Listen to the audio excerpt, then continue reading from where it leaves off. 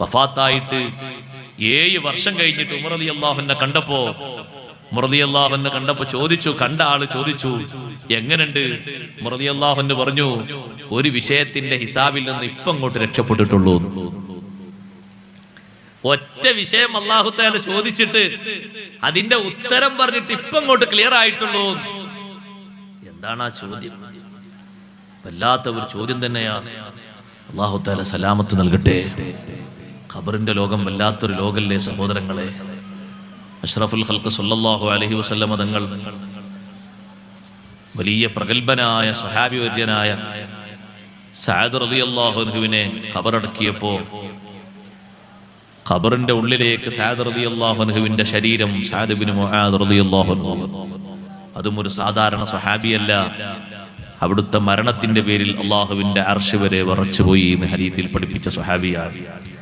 ആ മരണം നമ്മൾ മരിച്ചാൽ ആരറിയാൻ? അള്ളാഹുവിന്റെ അർശ് വരെ അറിഞ്ഞുപോയി സഅദ് ഇബ്നു മുആദ് റളിയല്ലാഹു അൻഹുവിന്റെ മരണം. ആ സഅദ് തങ്ങളെ ഖബറിലേക്ക് അങ്ങ് വെച്ചപ്പോ, ഖബറിലേക്ക് വെച്ചിട്ട് അടിയിലെ ആ ഭാഗത്തുള്ള ഖബറിങ്ങനെ അടിയിലെ ഭാഗം കൊണ്ട് മൂടി റെഡിയാക്കിയിട്ട് സ്വഹാബത്തൊക്കെ മണ്ണിടാൻ ഒരുങ്ങുന്ന നേരം അല്ലാഹുവിന്റെ റസൂല് തസ്ബീഹ് ചൊല്ലാൻ തുടങ്ങി. സുബ്ഹാനല്ലാഹ് സുബ്ഹാനല്ലാഹ് സുബ്ഹാനല്ലാഹ് സുബ്ഹാനല്ലാഹ്. തങ്ങൾ ചൊല്ലിയപ്പോ സ്വഹാബത്തും ചൊല്ലിത്തുടങ്ങി സുബ്ഹാനല്ലാഹ് സുബ്ഹാനല്ലാഹ് സുബ്ഹാനല്ലാഹ്. കുറെ നേരം തസ്ബീഹ് ചൊല്ലി. പിന്നെ തങ്ങൾ തസ്ബീഹ് നിർത്തിയിട്ട് തക്ബീർ ചൊല്ലാൻ തുടങ്ങി. അല്ലാഹു അക്ബർ അല്ലാഹു അക്ബർ അല്ലാഹു അക്ബർ. സ്വഹാബത്തും തക്ബീർ ചൊല്ലി. തക്ബീർ നിർത്തിയപ്പോ അവിടുത്തോട് ചോദിച്ചു, ലിമ സബ്ബഹത തവീലൻ സുമ്മ കബ്ബർത തവീലാ. നീണ്ട നേരം തസ്ബീഹ് ചൊല്ലിയല്ലോ നബിയേ, പിന്നെ നീണ്ട നേരം തക്ബീറും ചൊല്ലിയല്ലോ. അല്ലാഹുവിന്റെ റസൂല് പറഞ്ഞു, സ്വഹാബാ, സാധാരണ കാണാത്തൊരു കാഴ്ച ഈ ഖബറിന്റെ ഉള്ളിൽ ഞാൻ കണ്ടുപോയി. ലഖദ് തളായഖ അലാ ഹാദൽ അബ്ദി സ്വാലിഹി ഖബ്റുഹു. ഈ നല്ല മനുഷ്യനെ ഖബർ പിടിച്ച് ഇടുക്കിപ്പോയി സ്വഹാബാ. ഖബർ പിടിച്ച് ഇടുക്കിയപ്പോൾ എനിക്കത് സഹിച്ചില്ല. അപ്പോഴാണ് ഞാൻ തസ്ബീഹ് ചൊല്ലിയത്. നിങ്ങളും എന്റെ കൂടെ കുറെ നേരം തസ്ബീഹ് ചൊല്ലിയത്. സഹോദരങ്ങളെ, തസ്ബീഹ് കുറെ നേരം അള്ളാഹുവിനല്ലേ വാഴ്ത്തുന്നത്? പടച്ച റബ്ബിനല്ലാതെ ഈ പിടുത്തം വിടാൻ കഴിയുമോ? ഖബറിന്റെ 2 ഭിത്തികൾ ഒന്നാകെ അങ്ങ് കൂടിപ്പോയാൽ ചെറിയൊരു കൊതുകിന്റെ കടി സഹിക്കാൻ കഴിയാത്ത ദുർബല ശരീരമല്ലേ നമ്മുടെ ശരീരം. ഒരു ഈച്ചയുടെ കടി സഹിക്കാൻ കഴിയാത്ത ശരീരമല്ലേ നമ്മുടെ ശരീരം. കാണുന്ന ഖബറിന്റെ 2 ഭിത്തികൾ അങ്ങനെ അങ്ങ് വന്ന് ഇടുക്കിയാൽ നബി സല്ലല്ലാഹു അലൈഹി വസല്ലം തങ്ങൾ എന്താ പരിഹാരം കണ്ടത്? ദിക്ർ തന്നെ പരിഹാരം. സുബ്ഹാനല്ലാഹ് സുബ്ഹാനല്ലാഹ് സുബ്ഹാനല്ലാഹ്. നീണ്ട നേരം തസ്ബീഹ് അങ്ങ് ചൊല്ലിയപ്പോ അതേ ഖബർ പിടുത്തം വിട്ടുപോയി. സഅദ് തങ്ങൾക്ക് ആശ്വാസം കിട്ടിയപ്പോ സന്തോഷം കൊണ്ട് അല്ലാഹു തആലാനെ വാഴ്ത്തിയിട്ട് പറഞ്ഞു, അല്ലാഹു അക്ബർ അല്ലാഹു അക്ബർ അല്ലാഹു അക്ബർ. അതുകൊണ്ട് ഖബർ മൂടിക്കഴിഞ്ഞാൽ പെട്ടെന്ന് തന്നെ പൊടിയും തട്ടി പോകരുത്. കുറച്ചു നേരം അവിടെ നിന്നിട്ട് ഖബറാളിക്ക് ഇസ്തിഗ്ഫാർ ചൊല്ലണം, ഖബറാളിക്ക് വേണ്ടി തസ്ബീഹ് ചൊല്ലണം. സാധാരണ നമ്മൾ ചൊല്ലുന്നതിൽ ഇസ്തിഗ്ഫാറും ഉണ്ട്.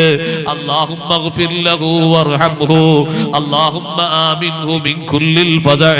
പടച്ച റബ്ബേ, ചോദ്യത്തിന്റെ നേരത്ത് നല്ല സ്ഥൈര്യം കൊടുക്കണേ അല്ലാഹ്.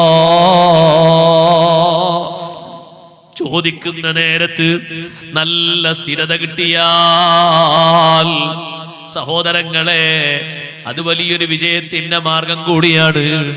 ചോദിക്കുന്ന നേരത്ത് നല്ല സ്ഥിരത കിട്ടാന് നമ്മൾ എന്താ ചെയ്യേണ്ടത് എന്നറിയോ സഹോദരങ്ങളെ? ഈമാനും ഇഖ്ലാസും മുറുകെ പിടിച്ചുകൊണ്ട് നന്നായി ജീവിക്കണം. ഖബറിനെ കുറിച്ചുള്ളൊരു ബോധം എപ്പോഴും നമ്മളെ മനസ്സിൽ വേണം. അതേ, ഖബറിന്റെ ഉള്ളിലല്ലേ ചോദ്യം നടക്കുന്നത്. ആ ചോദ്യ നേരത്ത് നല്ല സ്ഥൈര്യം ലഭിക്കാൻ സുബ്ഹാനല്ലാഹ്. ഫർളും സുന്നത്തുകളും വീഴ്ച വരുത്താതെ ജീവിതത്തിൽ നിത്യമാക്കണം. തബാറക സൂറത്ത് എന്നും പതിവാക്കണം. ഖബറിന്റെ വിഷയത്തിൽ നിന്നുള്ള കാവലി എപ്പോഴും ചോദിക്കണം. സുന്നത്ത് നിസ്കാരത്തിലും ആ ദുആ വിട്ടു പോകരുത്. അല്ലാഹുമ്മ ഇന്നി അഊദു ബിക മിൻ അദാബിൽ ഖബരി വമിൻ അദാബിൻ നാരി വമിൻ ഫിത്നത്തിൽ മഹ്യാ വൽ മമാതി വമിൻ ഫിത്നത്തിൽ മസീഹിദ് ദജ്ജാൽ. ഒരൊറ്റ നിസ്കാരത്തിലും അല്ലാഹുവിന്റെ റസൂല് ആ ദുആ ഒഴിവാക്കിയിട്ടില്ല. അല്ലാഹുമ്മ സ്വല്ലി അലാ മുഹമ്മദ് എന്നെത്തുമ്പോഴേക്ക് തിരക്കും പിടിച്ച് സലാം വീട്ടിയിട്ട് എണീറ്റ് പോകണ്ട ഉമ്മമാരെ. അല്ലാഹുമ്മ സ്വല്ലി അലാ മുഹമ്മദിൻ വഅലാ ആലിഹി. ആലിന്റെ മേൽ സ്വലാത്ത് ചൊല്ലണം. അത് അബ്ആദ് സുന്നത്താണ്, നിസ്കാരത്തിന്റെ പൂർണ്ണതയ്ക്ക് അനിവാര്യമാണ്. വഅലാ ആലിഹി എന്ന് ചൊല്ലിയ ശേഷം അല്ലാഹുമ്മ ഇന്നി അഊദു ബിക മിൻ അദാബിൽ ഖബരി വമിൻ അദാബിൻ നാരി വമിൻ ഫിത്നത്തിൽ മഹ്യാ വൽ മമാത് വമിൻ ഫിത്നത്തിൽ മസീഹിദ് ദജ്ജാൽ. ചോദിക്കുന്ന നേരത്ത് പതറിപ്പോകരുത്. നന്നായി ആ ചോദ്യത്തിന് അള്ളാഹുവിനോട് കാവൽ ചോദിക്കണം. ചോദ്യത്തെക്കുറിച്ച് നല്ല ബോധ്യത്തോടെ ജീവിക്കണം. പടച്ച റബ്ബിനോട് ആ നേരത്ത് സ്ഥിരത കിട്ടാൻ തസ്ബീത്ത് കിട്ടാൻ ഈമാനും ഇഖ്ലാസും എപ്പോഴും ഊട്ടിയുറപ്പിക്കണം. ഈമാനിന് ലെവലേശം സംശയമുണ്ടാകരുത്. ഞാൻ പറഞ്ഞ വിഷയം തന്നെ തുടരട്ടെ. അംർ ഇബ്നുൽ ആസ് റളിയല്ലാഹു അൻഹു തന്റെ കൂട്ടുകാരോടും മക്കളോടും പറഞ്ഞത്, ഒന്നാമത്തെ വിഷയം എനിക്ക് നിങ്ങൾ അവിടെ നിൽക്കുമ്പോ നേരം പോക്ക് ലഭിക്കുമെന്നാണ്. രണ്ടാമത്തതോ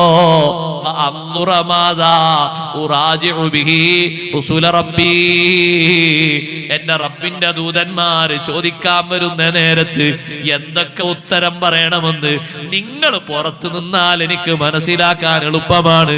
അതുകൊണ്ട് പെട്ടെന്ന് പോകരുതേ. ഉമ്മാനെ മറവ് ചെയ്ത്, ഉപ്പാനെ മറവ് ചെയ്ത്, കൂട്ടുകാരെ മറവ് ചെയ്ത് കുറച്ചു നേരം അതിന്റെ ചുറ്റുഭാഗത്തും നിന്ന് തസ്ബീത്ത് ചൊല്ലണം. ഒരമണിക്കൂർ നിന്ന് തസ്ബീത്ത് ചൊല്ലാൻ പറ്റുമോ? ഖബറൊക്കെ മൂടിയ ശേഷം, തൽഖീനൊക്കെ കഴിഞ്ഞ ശേഷം തസ്ബീത്ത് തുടരണം. തൽഖീൻ കഴിഞ്ഞിട്ടാണ് തസ്ബീത്ത്. തസ്ബീത്ത് നേരത്തെ തുടങ്ങിയിട്ട് എന്തെങ്കിലുമൊക്കെ കഴിക്കാണെങ്കിൽ കഴിച്ചാണ്ട് വേഗം സലാമത്താകല്ല വേണ്ടിയത്. തസ്ബീത്ത് ലാസ്റ്റാ, തൽഖീനൊക്കെ കഴിഞ്ഞ ശേഷം. അങ്ങനെയല്ല തസ്ബീത്ത്, അങ്ങനെയാണ് തസ്ബീത്ത്. തസ്ബീത്ത് ചെല്ലണം. തസ്ബീത്ത് മണ്ണിടുമ്പോഴേക്ക് തുടങ്ങിക്കൊള്ളിൽ കുഴപ്പമൊന്നുമില്ല. പക്ഷെ മണ്ണിട്ട് ദുആക്കെ കഴിഞ്ഞതിന്റെ ശേഷവും അവിടെ നിന്നുകൊണ്ട് തസ്ബീത്ത് ചെല്ലണം. ഖബറൊക്കെ ഫുള്ള് മൂടിയ ശേഷമാണ് നബി തങ്ങൾ തസ്ബീത്ത് എല്ലാം വേണ്ടി പറഞ്ഞു.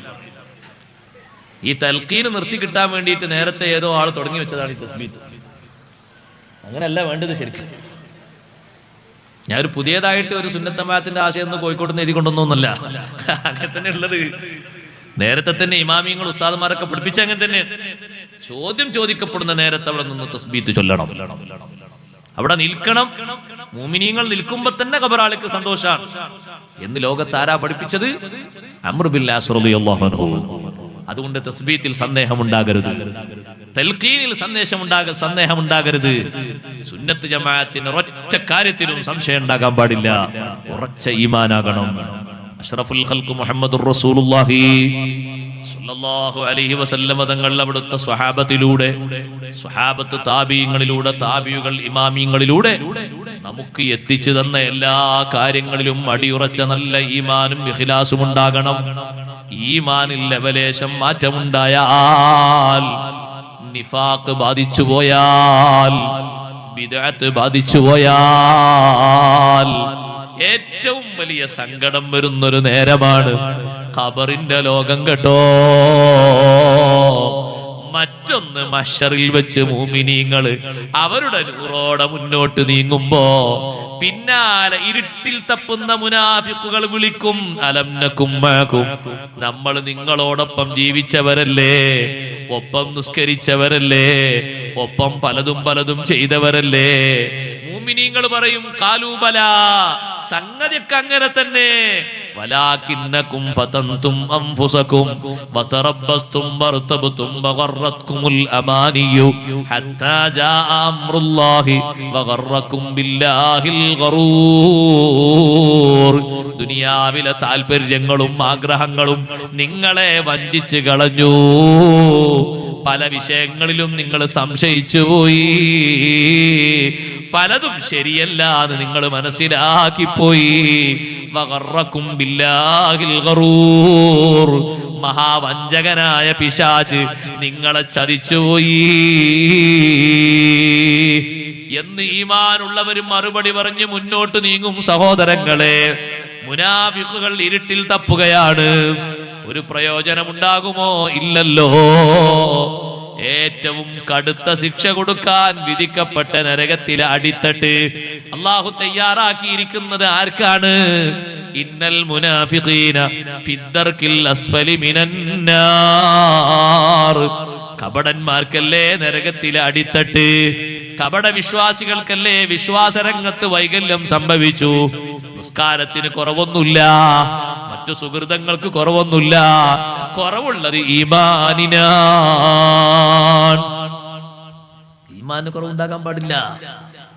ലോകത്ത് ഈമാനിന് കുറവുള്ള വിഭാഗങ്ങൾ ഇങ്ങനെ വർദ്ധിച്ചു കൊണ്ടിരിക്കുകയാണ് പല ഭാഗങ്ങളിലും. അതിൽപ്പെട്ട ഏറ്റവും വലിയൊരു വിഭാഗമാണ് ഷിഈയ്യത്ത്, ഷിയാക്കൾ എന്ന് പറയുന്ന വിഭാഗം. വിശ്വാസരംഗത്ത് വലിയ വൈകല്യമുള്ള കൂട്ടരാണ്.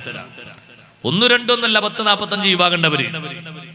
കിതാബിൽ തന്നെ അങ്ങനെ പഠിപ്പിക്കുന്നുണ്ട്. 10, 45 വിഭാഗമുണ്ട്. പള്ളി ദർസിൽ ഓതുന്ന ഷറഹുൽ അഖായിദിന്റെ ഷർഹുകളിലൊക്കെ കാണാം. ചില വിശ്വാസങ്ങൾ കേൾക്കുമ്പോൾ അവർ ഇത്രയും പോയത്തക്കാരാണോ എന്ന് ചിന്തിച്ചു പോകും.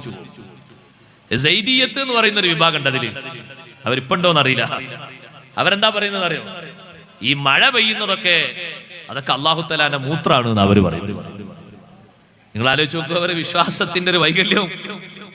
അവർക്കുണ്ട് പള്ളി, അവർക്കുണ്ട് നിസ്കാരം, അതുകൊണ്ട് മാത്രം കാര്യമില്ല. വിദേശത്ത് ചില സ്ഥലങ്ങളിലൊക്കെ പോയാൽ വാങ്ക് തന്നെ മാറിയത് കാണാം. നമ്മുടെ നാട്ടിൽ വാങ്ക് മാറിയിട്ടുണ്ടോ? ഇല്ല. അവിടെ അഷ്ഹദു അല്ലാ ഇലാഹ ഇല്ലല്ലാഹ് എന്ന് പറഞ്ഞാൽ ചില സ്ഥലത്തൊക്കെ അഷ്ഹദു അന്ന അലി വലിയുല്ലാഹ് എന്ന് കേൾക്കാം. ചില സ്ഥലത്ത് അഷ്ഹദു അന്ന അലി റസൂലുള്ളാഹ് എന്നും കേൾക്കാം. അല്ലാഹു തആല കാത്തിരക്ഷിക്കട്ടെ. മനുഷ്യന്മാരെ വിശ്വാസപരമായിട്ടുള്ള വൈകല്യങ്ങളാണിത്. അഷ്റഫുൽ ഖൽഖ് സല്ലല്ലാഹു അലൈഹി വസല്ലം തങ്ങളുടെ വിശ്വാസത്തിൽ വൈകല്യം സംഭവിച്ച ബിദ്അത്തുകാർ, നിഫാഖ് ബാധിച്ചവർ, അവരെല്ലാം കുടുങ്ങുന്നൊരു ലോകമാണ് അവിടെ. ഏറ്റവും അധികം ഈമാൻ ഇല്ലാത്ത ആളുകള് ഒന്ന് മുസ്ലിമായെങ്കിലെങ്കിലും മതിയായിരുന്നു എന്ന് വിചാരിക്കുന്നൊരു നേരം എപ്പോഴാണെന്നറിയോ? ഒന്നാമത്തെ തട്ടിൽ നിന്ന് ദോഷികളായ മുഅ്മിനീങ്ങളുടെ ശിക്ഷ കഴിഞ്ഞിട്ട് ഘട്ടം ഘട്ടമായി അവരെ സ്വർഗത്തിലേക്ക് കയറ്റിക്കൊണ്ടുപോകുമ്പോ 6 തട്ടുകളിലും കിടക്കുന്ന ആളുകൾ പറയും, ദോഷികളായ മുസ്ലിമെങ്കിലും ആയില്ലല്ലോ. ഒന്നാമത്തെ തട്ടിൽ കടന്നാലും കുഴപ്പമില്ലായിരുന്നവർക്ക് രക്ഷ കിട്ടിയല്ലോ ഈമാനിന്റെ പേരില്, നമുക്ക് അതും കിട്ടിയില്ലല്ലോ എന്ന് ബാക്കി 6 തട്ടിലും ഉള്ള ആളുകൾ ആവർത്തിച്ചവർ പറയും, റുബമായ വദ്ദുല്ലദീന കഫറൂ ലൗ കാനൂ മുസ്ലിമീൻ. ഈമാനില്ലാത്ത ആളുകൾ ഒന്ന് മുസ്ലിമായിരുന്നെങ്കിൽ, ഒന്ന് ഇസ്ലാമോടെ ജീവിച്ചിരുന്നുവെങ്കിൽ എന്ന് ചിന്തിക്കുന്ന, വളരെ കൂടുതൽ ആഗ്രഹിക്കുന്ന, വിളിച്ചു പറയുന്ന നേരം അത് പരലോകമാണ് സഹോദരങ്ങളെ. ഈമാൻ ഇവിടുന്ന് കാത്തു സൂക്ഷിക്കേണ്ടതാണ്, ഇവിടുന്ന് സമ്പാദിക്കേണ്ടതാണ്. അവിടെ പോയി മൂമിനാകാൻ എല്ലാവരും റെഡിയാണ്. ഏറ്റവും അധികം അതേ പരലോകത്തുനിന്ന് ഞങ്ങൾ ഈമാനിലേക്ക് വന്നുകൊള്ളാം, ഞങ്ങൾ മുസ്ലിമായി കൊള്ളാം എന്ന് പറയുന്നവരാരാണ്? സത്യനിഷേധികളാണ്. അവരാണ് ഏറ്റവും അധികം അല്ലാഹുവിനോട് പറയാ, ഫലോ അന്നലന കറ, ഒരു ചാൻസ് കൂടി തരുമോ പടച്ചോനെ, ഒറ്റ ചാൻസ് കൂടി, ഫനകൂന മിനൽ മുഅ്മിനീൻ, ഞങ്ങൾ മുഅ്മിനീങ്ങളിൽ പെട്ടിങ്ങോട്ട് വരാം. ഈമാൻ കൊള്ളാ ചെറിയൊരു പ്രയാസം ഞങ്ങൾക്ക് വന്നു, അത്രേ ഉള്ളൂ, ഒരു ചാൻസ് കൂടി നീ തന്നാ മതി. നടക്കുമോ ഇനി അത്? അള്ളാഹു നമ്മുടെ ഈമാൻ സലാമത്താക്കി തരട്ടെ. ഈമാനിന് രാജിയാകുന്ന, ഈമാനിന് എതിരാകുന്ന ഒരു വാക്കും പ്രവൃത്തിയും വരാതെ നമ്മുടെ ഈമാനെ കാത്തു സൂക്ഷിക്കണം. ഈമാനിന് കേടുപാട് സംഭവിക്കരുത്. ഈമാനിന് കേടുപാട് സംഭവിച്ചാൽ പിന്നെ എത്ര വലിയ അമല്, കോടിക്കണക്കിന് ലക്ഷക്കണക്കിന് അമല് ചെയ്തിട്ടും കാര്യമില്ല. ഏറ്റവും പ്രധാനപ്പെട്ട ഒരു കാര്യം ആ വിഷയത്തിൽ ഞാൻ ഓർമ്മപ്പെടുത്തട്ടെ. നിയമങ്ങൾക്ക് നിയമത്തിന്റെ വില തന്നെ നമ്മുടെ ഖൽബിൽ വേണം. ഹറാമിന് പുല്ല് വില വന്നാൽ, ഹറാമ് ലാഘവത്തോടെ കണ്ടാൽ, ഹലാലാക്കുന്ന പരിവേഷം വന്നാൽ, പലരും ചെയ്യുന്നു എന്ന മുഖേന പ്രശ്നമില്ല എന്ന ഒരു ചിന്തയും വാക്കും വന്നാൽ ഒരൊറ്റ ഹറാമിനെ ഹലാലാക്കിയാൽ തന്നെ ദീന് വിട്ട് പുറത്തുപോയി. അള്ളാഹു നമ്മളെ കാത്ത് രക്ഷിക്കട്ടെ. കുറ്റകൃത്യങ്ങൾക്ക് കൂടുതൽ സൗന്ദര്യവും അതിന് ആസ്വാദകരും അതിന് പ്രേക്ഷകരും അതിന് സമ്പാദകരും അതിന് പ്രസിദ്ധീകരിക്കുന്ന ആളുകളും അതിന് പബ്ലിസിറ്റി ചെയ്യുന്നവരും ലോകതലത്തിൽ വർദ്ധിക്കുകയും അതിന്റെ വിവിധ മുഖങ്ങൾ ലോകതലത്തിൽ വരികയും അതിന്റെ ആളുകളായിട്ട് പലരും മാറുകയും ചെയ്യുമ്പോ മുസ്ലിമേ, നിന്റെ കൽബിലെങ്ങാനും ഒരിക്കലെങ്ങാനും തോന്നിപ്പോയാൽ, ഇതിനൊന്നും പ്രശ്നമില്ലാന്ന് തോന്നിപ്പോയാൽ, പച്ച ഹറാമിന് കുഴപ്പമില്ലെന്ന് തോന്നിപ്പോയാൽ ഈമാന് പോയി കേട്ടോ. ഇതിനത്ര പ്രശ്നമൊന്നുമില്ല. എത്ര ആളുകൾ ഇതിന്റെ പിന്നിലുണ്ട്, എത്ര ആളുകൾ ഇത് ചെയ്യുന്നുണ്ട് എന്നൊരു തോന്നല് വന്നാൽ സുബ്ഹാനല്ലാഹ്, നമ്മുടെ ഈമാന് പോയി. അതുകൊണ്ടാണ് ഹറാമിനെ ഹറാമായിട്ട് തന്നെ കാണണം, ഹറാമിനെ ഹറാമായിട്ട് തന്നെ കാണണം. എത്ര സന്നിഗ്ധ ഘട്ടമാണെങ്കിലും അതിനോട് സമരസപ്പെടുന്ന ഒരു രംഗം നമുക്ക് ഉണ്ടായിക്കൂടാ. എത്ര ബുദ്ധിമുട്ടുള്ള സംഗതി വന്നാലും അത് സ്വീകരിക്കുന്ന ഒരു സന്ദർഭം ഉണ്ടായിക്കൂടാ. ലാഘവത്തോടെ കാണരുത്, ലാഘവത്തോടെ കാണരുത്. ഹറാമിനെ ഹറാമായിട്ട് തന്നെ കാണണം. അതിനൊന്നും പ്രശ്നമില്ല എന്ന് കാണരുത്. പ്രായപൂർത്തിയും പക്വതയും എത്തിയിട്ട് 1-2 മക്കളുള്ള ഒരു ഉപ്പയോട് അല്ല, അങ്ങനെയൊന്നും ഈ രൂപത്തിലൊന്നും വസ്ത്രം ധരിക്കാൻ പാടില്ലല്ലോ. ഇസ്ലാമികമായിട്ട് അതൊക്കെ വളരെ മോശപ്പെട്ട കാര്യമില്ലേ എന്ന് ഒരു ഉസ്താദ് നല്ല ഉപദേശം നൽകിയതാണ്. അയാളെ ബുദ്ധിമുട്ടാക്കിയ അല്ലെങ്കിൽ അപമാനിക്കുക ഒന്നുമില്ല, വ്യക്തിപരമായിട്ട് ഉപദേശിച്ചതാണ്. അപ്പൊ അയാള് പറഞ്ഞു, ഉസ്താദേ, എല്ലാ കാര്യങ്ങളും നോക്കിയിട്ട് ഇപ്പൊ ദുന്യാവിൽ ജീവിക്കാൻ കഴിയും, കുറച്ചൊക്കെ എങ്ങനെ ഇല്ലാതെ ഇപ്പൊ എങ്ങനെ ജീവിക്കുക? സുബ്ഹാനല്ലാഹ്, എന്താണ് ആ പറഞ്ഞതിന്റെ അർത്ഥം? ഇതൊക്കെ കുറച്ച് അനുവദിക്കണം എന്നല്ലേ ആ പറഞ്ഞ മനസ്ഥിതി? ഉസ്താദ് പറയുന്നത് ഈ രൂപത്തിലുള്ള നിങ്ങൾ ധരിച്ചിരിക്കുന്ന ഈ വസ്ത്രം അത് ശരിയല്ല. അറിവില്ലാതെ ധരിച്ചതാണെങ്കിൽ നിങ്ങൾ തിരുത്തണം. നിങ്ങളെ മോനും ധരിച്ചിരിക്കുന്നത് അങ്ങനെ തന്നെയാണല്ലോ. വളരെ കടുത്ത ഭാഷയിലല്ലേ നബി സല്ലല്ലാഹു അലൈഹി വസല്ലം ഇത് പറഞ്ഞത്? അള്ളാഹുവിന്റെ റഹ്മത്തിന്റെ നോട്ടം നോക്കൂല എന്നൊക്കെ ഇതിന്റെ വിഷയവുമായി ബന്ധപ്പെട്ട് പറഞ്ഞിട്ടില്ലേ? ഈ വിഷയം നമ്മിൽ നിന്ന് ഉണ്ടാകാതെ സൂക്ഷിക്കുകയല്ലേ വേണ്ടത് എന്ന് പറഞ്ഞപ്പോ മറുപടി എന്താണെന്നറിയോ? ഇങ്ങനൊക്കെല്ലാതെ ഇപ്പത്തെ കാലത്ത് ജീവിക്കാൻ കഴിയോന്നാണ്.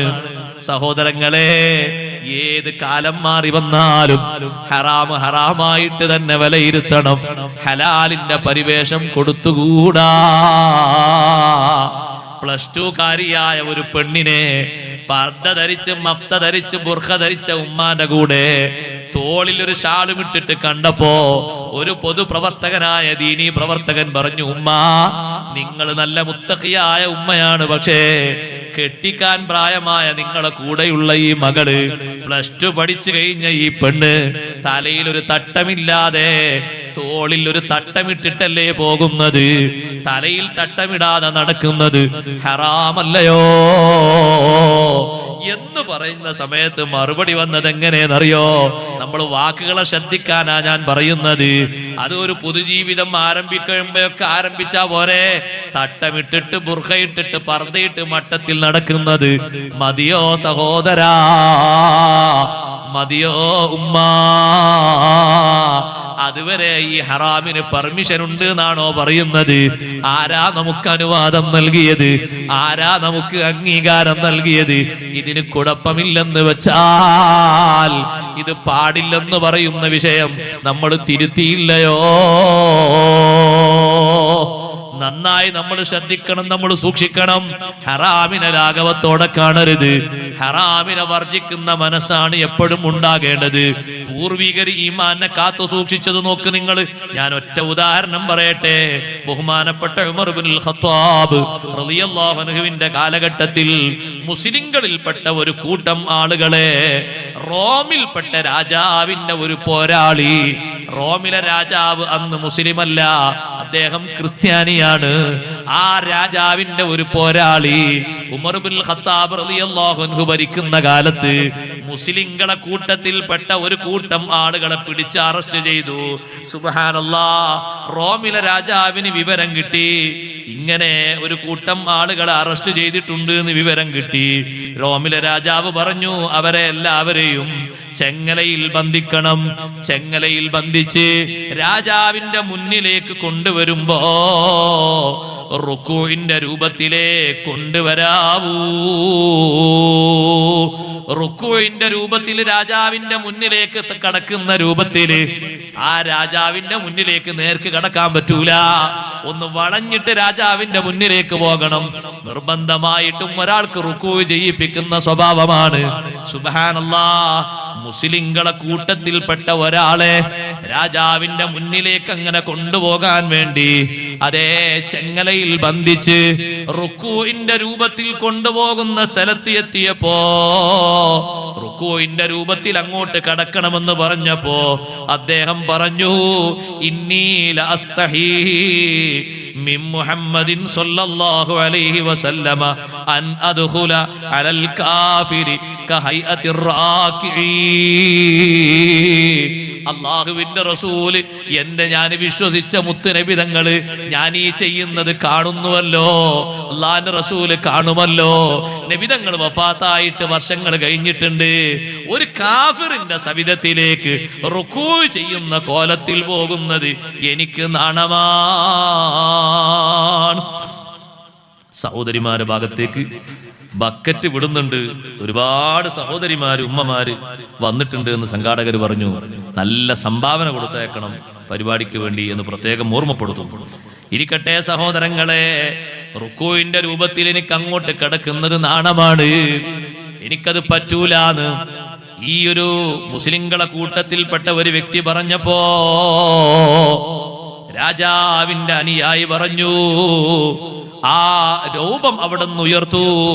അയാള് തലകുനിച്ച് വരാതെ നേർക്കുനേരെ വരട്ടെ. നേർക്കുനേരെ മുന്നോട്ട് കടന്നു എന്നു. അതേ കുനിച്ചു പോകുന്ന സ്വഭാവം, അതിന്റെ തടസ്സങ്ങളൊക്കെ മാറ്റിക്കൊടുക്കാൻ പറഞ്ഞു.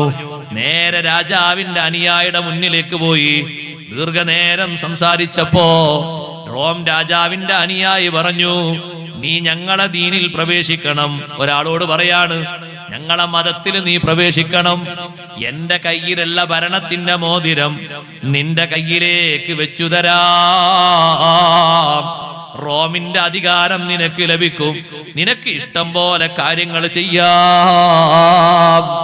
ആ സമയത്ത് മുസ്ലിമായ സഹോദരൻ ആ റോമിന്റെ അധിപനോട് ചോദിച്ചു, അല്ല, കം ലിറൂമി മിനദ്ദുനിയാ, ദുനിയാവിൽ നിന്ന് റോം എന്ന് പറയുന്ന പ്രദേശം എത്രയുണ്ട്?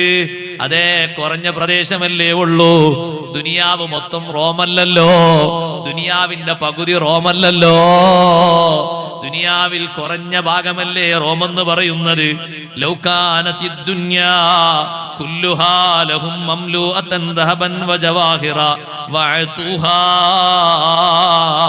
ഖിലാഅതുഹാ ഇലയ്യ ബദലൻ അൻ സമാഇ അദാനി യൗമിൻ മാ ഖബിൽതുഹാ. മുസ്ലിമായ മനുഷ്യൻ പറഞ്ഞൊരു കാര്യം കേൾക്കണോ നിങ്ങൾക്ക്? ഈ റോം എന്ന നാട് മുഴുവനും സ്വർണവും മുത്തും രത്നവും നിറച്ചിട്ട് നിങ്ങൾ എന്റെ കയ്യിൽ വന്ന് എന്റെ കയ്യിലേക്ക് സംഭാവനയായി കൊണ്ടുതരുന്നത് ഒരൊറ്റ ദിവസത്തെ വാങ്ക് കേൾക്കാതിരിക്കുന്നതിന് പോലും പകരമായി സ്വീകരിക്കാൻ പറ്റൂല. ഇന്നത്തെ വാങ്ക് നീ കേൾക്കരുത് എന്ന് പറഞ്ഞിട്ട് ഒരു വക്തിന്റെ വാങ്ക് കേൾക്കാതിരിക്കാൻ ഈ നാട് നിറയെ നിങ്ങൾ സ്വർണം എന്റെ കയ്യിൽ കൊണ്ടുവന്നാലും ഞാനത് സ്വീകരിക്കൂല. അപ്പൊ ചോദിച്ചു, ഈ റോമിന്റെ സൈന്യത്തിന്റെ അധിപൻ ചോദിച്ചു, എന്താണ് വാങ്കെന്ന് പറയുന്നത്? വാങ്കങ്ങ് ഉച്ചത്തിൽ ചൊല്ലിക്കൊടുത്തു. ആ വാങ്കിലുണ്ടല്ലോ, അഷ്ഹദു അല്ലാ ഇലാഹ ഇല്ലല്ലാഹ് വ അഷ്ഹദു അന്ന മുഹമ്മദർ റസൂലുള്ളാഹ്. ആ രണ്ട് വാക്കുകൾ കേട്ടപ്പോ റോമിന്റെ അധിപൻ പറഞ്ഞു, നേതാവ് പറഞ്ഞു, ഈ മനുഷ്യന്റെ മനസ്സിൽ മുഹമ്മദ് നബി സല്ലല്ലാഹു അലൈഹി വസല്ലം തങ്ങളോടുള്ള ഹുബ്ബ് ഇയാളെ മനസ്സിൽ ഉറച്ചു പോയിട്ടുണ്ട്. പെട്ടെന്നൊന്നും ഇയാളെ മടക്കാൻ കഴിയൂല. മുസ്ലിങ്ങളെ കൂട്ടത്തിൽപ്പെട്ട ഒരാളെ വിളിച്ചുകൊണ്ട് ഒരാളെ പിടിച്ച് പോസ്റ്റ്മോർട്ടം ചെയ്യാൻ, അധികാരത്തിന്റെ മോതിരമാണ് കയ്യിലേക്ക് തരാമെന്ന് പറഞ്ഞത്. അധികാരത്തിന്റെ മോതിരോ? ഈ നാട് മൊത്തം നിങ്ങൾ സ്വർണവും മുത്തും മറ്റൊക്കെ നിറച്ചു വന്നാലും ഒരു നേരത്തെ വാങ്ക് കേൾക്കണ്ടെന്ന് പറഞ്ഞാൽ എനിക്കത് സഹിക്കൂല.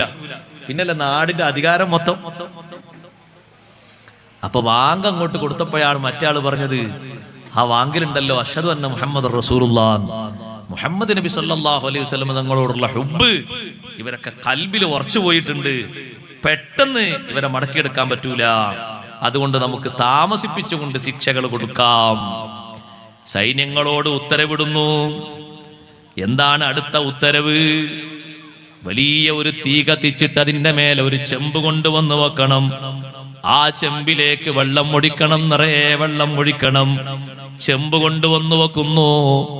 മുസ്ലിങ്ങളെ കൂട്ടത്തിൽ നിന്ന് നേരത്തെ ചോദ്യം ചെയ്ത് ഉത്തരം പറഞ്ഞ് വാകൊക്കെ കൊടുത്ത ആള് ചെമ്പ് കാണുകയാണ്.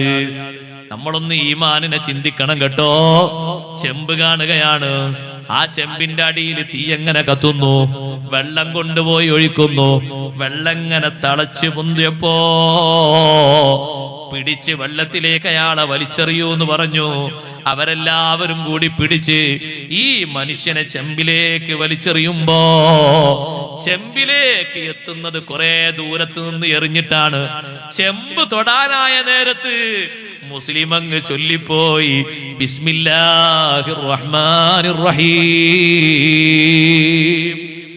റഹ്മാനും റഹീമുമായ അല്ലാഹുവിന്റെ ഇസ്മോടുകൂടെ, പടച്ച റബ്ബല്ലേ ഈ തീന് ശക്തി കൊടുക്കുന്നവൻ, പടച്ച റബ്ബല്ലേ ഈ വെള്ളം തിളപ്പിക്കുന്നവൻ, പടച്ച റബ്ബല്ലേ ഈ തീന് ചൂട് കൊടുക്കുന്നവൻ, ആ അള്ളാഹുവിന്റെ ഇസ്മോടെ ഞാൻ ഇതിലേക്ക് പ്രവേശിക്കുന്നു എന്ന് ബിസ്മീൻ ചൊല്ലിയിട്ട് ആ ചെമ്പിലേക്ക് അങ്ങ് കടന്ന് ഒരു ഭാഗത്തുകൂടെ പ്രവേശിച്ച് മറ്റൊരു ഭാഗത്തുകൂടെ പുറത്തേക്ക് വന്നു. സുബ്ഹാനല്ലാഹ്. അവർക്കൊന്നും തൊടാൻ കഴിയാതെ തിളച്ചു മറിയുന്ന വെള്ളം, അതിന്റെ ചൂടിന്റെ ഡിഗ്രി കൊണ്ട് എത്രയോ ഉയരത്തിലേക്ക് അതിന്റെ ആവി പൊങ്ങുന്നുണ്ട്. അത്ഭുതപ്പെട്ടു പോയി. വല്ലാത്തൊരു മനുഷ്യൻ തന്നെയാണ്, വല്ലാത്തൊരു ഈമാൻ തന്നെയാണ്. ഈ മനുഷ്യനൊന്നും പറ്റിയില്ലേ? അവര് നോക്കുന്നു, ഒരു ഭാഗത്തും പൊള്ളിയിട്ടില്ല, രോമം കരിഞ്ഞിട്ടില്ല, കല വീണിട്ടില്ല, എവിടെയും ചുവപ്പോ മറ്റു കളറുകളോ ഒന്നുമായിട്ടില്ല. അതാ അടുത്ത ശിക്ഷ കൊടുക്കാൻ വേണ്ടി ഉത്തരവിടുന്നു. രാജാവിന്റെ സൈന്യത്തിന്റെ അധിപൻ പറയുന്നു, ഒരു ഇരുട്ടുമുറിയിൽ കൊണ്ടുപോയി താമസിക്കണം ഈ മനുഷ്യനെ. ഭക്ഷണം കൊടുക്കാതെ വെള്ളം കൊടുക്കാതെ ആ മുറിയിൽ തന്നെ കെട്ടിയിടൂ. അതേ ഇരുട്ടുമുറിയിലേക്ക് പാത്രത്തിലേക്ക് നിങ്ങൾ കൊണ്ടുപോയി വെക്കേണ്ടത് പന്നിമാംസവും കള്ളും മാത്രമാണ്. പച്ചവെള്ളം കൊടുക്കരുത്, കടിക്കാൻ പറ്റുന്ന ഒരു ഭക്ഷണവും കൊടുക്കരുത്. എങ്ങനെയുണ്ട് ഈമാൻ എന്ന് ഞാനൊന്ന് നോക്കട്ടെ. റൂമിൽ കൊണ്ടുപോയി അടച്ചിടുന്നു. 40 ദിവസം കൊടുക്കാൻ വേണ്ടി പറയുന്നത് കള്ളും പന്നിമാംസവുമാണ്. പന്നിമാംസം ഹറാമല്ലേ? കള്ളും ഹറാമല്ലേ? ഖംറും ഹറാമല്ലേ? അത് കൊടുക്കാനാ പറയുന്നത്. സുബ്ഹാനല്ലാഹ്. റൂമിലുള്ള വെളിച്ചം കെടുത്തിയിട്ട് ഒരു പാത്രത്തിൽ നിറയെ കള്ളും മറ്റൊരു പാത്രത്തിൽ അതാ ചുട്ടതും പൊരിച്ചതുമായ പന്നിമാംസവും വെച്ചുകൊണ്ട് മുന്നിലേക്ക് വെക്കുന്നു. ചെറിയ സ്വബറ് മതിയോ? ചെറിയ ക്ഷമ മതിയോ? അല്ലാഹു തന്ന ഈമാനിന്റെ വലുപ്പവും അല്ലാഹു തന്ന ഈമാനിന്റെ കടുപ്പവും അല്ലാഹു തന്ന ഈമാനിന്റെ യശസ്സും മുഅ്മിനീങ്ങളെ നമ്മുടെ ജീവിതത്തിൽ നമ്മൾ അനുഭവിച്ചിട്ടില്ല. മുൻഗാമികൾ അനുഭവിച്ചു പോയി, മധുരം ആസ്വദിച്ചു പോയി. കുലുക്കമില്ലാത്ത ഈമാൻ കയ്യിലെത്തിപ്പോയി. ഈ റൂമിന്റെ ഉള്ളിൽ വെളിച്ചം കൊടുക്കാതെ പട്ടിണിക്ക് ഈ മനുഷ്യനെ ഇട്ടിട്ട് 40 ദിവസം ഇങ്ങനെ ചെയ്തപ്പോ സുബ്ഹാനല്ലാഹ്, ബാക്കിയുള്ളവര് വിചാരിച്ചു 1-2 ദിവസമൊക്കെ അയാൾ പട്ടിണി സഹിച്ചിട്ട് പിന്നെ അയാൾ ഒരു പക്ഷേ ഭക്ഷിച്ചേക്കും എന്ന് വിചാരിച്ചു. ബാക്കിയുള്ളവര് നിർബന്ധിതമായ ഘട്ടത്തിൽ ഒരു പക്ഷേ വേണമെങ്കിൽ അത് ഭക്ഷിക്കാം. ആയുസിനെ, ശരീരത്തിന്റെ ആരോഗ്യത്തെയും ജീവത്തെയും നിലനിർത്താൻ വേണ്ടിയിട്ട് ദീനിപരമായിട്ട് ഭക്ഷിക്കൽ ജായിസാണോ എന്ന് ചോദിച്ചാൽ വേറൊന്നും കിട്ടാത്ത രൂപത്തിൽ ഭക്ഷിക്കാം. പക്ഷേ അവർ ഈമാൻ അതിന് സമ്മതിക്കൂല, അവർ ഇഖ്ലാസ് അതിന് സമ്മതിക്കൂല. ആ ഒരു പഴുതു നോക്കിയിട്ട് അവർ ഭക്ഷിക്കൂല.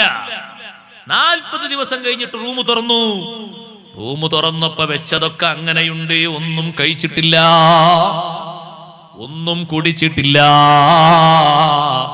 ചോദിച്ചു അവര്, കൈഫലാ തഅകുലു മിൻഹു, ഓ മനുഷ്യ, എന്തേ ഇതിൽ നിന്ന് നീ ഭക്ഷിക്കാതിരുന്നത്?